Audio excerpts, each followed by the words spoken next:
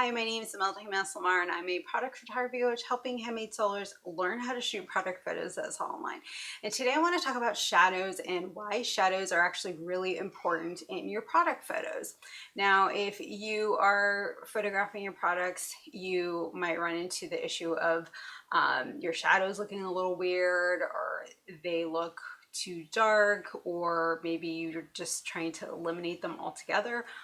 Whatever the case is, shadows are actually really important in your product photos because they provide some depth and some dimension to your product. Now, unless you're selling digital products in the real world that we can like touch and see and feel have some kind of shape to it, right? And being able to communicate that in your photo is really important because I'm sure you've come across product photos, especially like on Amazon or maybe some like really large retailers where a product is shown, but there's like zero shadows around it. So it looks very flat and just one dimensional, which is what you don't really want to do because everything has the depth to it, right, in the real world. So making sure that you have shadows in your product photos is really important.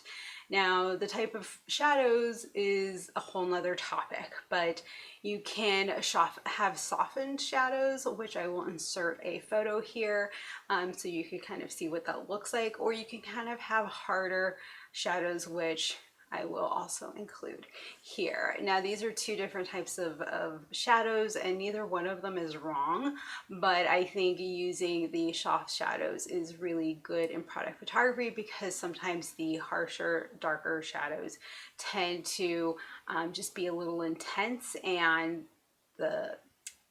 it just doesn't look as good.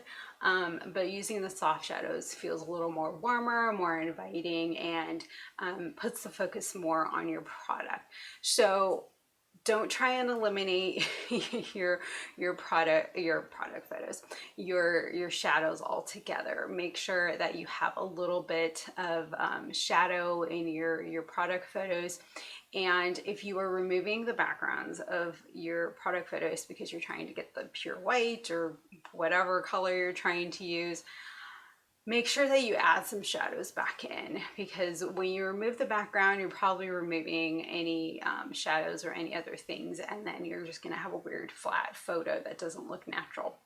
So make sure you work on adding those shadows back in with whatever software you're using. So let me know if you have any questions about shadows. Do you like them? Do you not like them? Do you try and eliminate them? Let me know in the comments below, and I'll talk to you soon.